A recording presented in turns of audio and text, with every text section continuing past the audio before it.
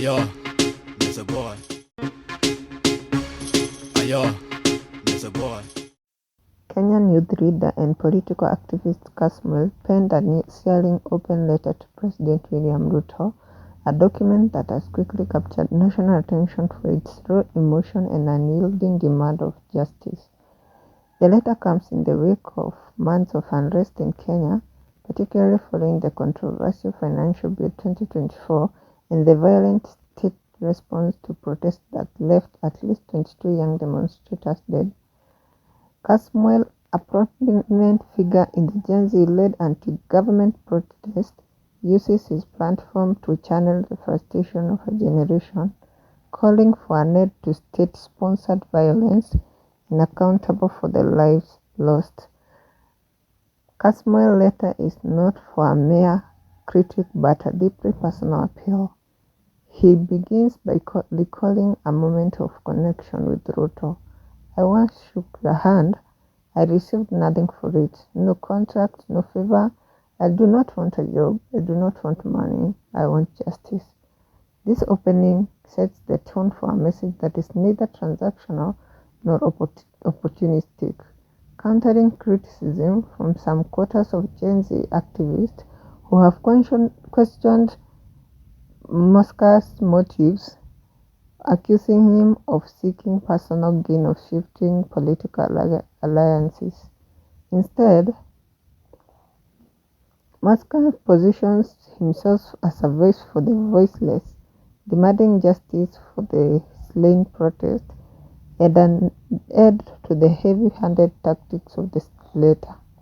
The letter delves into the heart of 2024 protest, which erupted in response to the finance bill, a piece of legislation that many young Kenyans viewed as an oppressive tax burden on an already struggling population. The state's response, however, turned a policy dispute into a human rights crisis. Reports of excessive forces, including the deaths of at least 22 protesters, sparked outrage, with Moscow and other activists leading the charge against that they describe as state-sponsored violence. In his letter, Moscow employs vivid imaginary and metaphors, likening the government's action to Newton's law, suggesting that every action of suppression will be met with an equal and opposite reaction from the youth. President Ruto, this letter is a request but also a warning. If the law does not speak, we shall. Moscow writes, a line that has resonated widely across social media platforms like X, where users have shared snippets of the letter, amplifying its reach.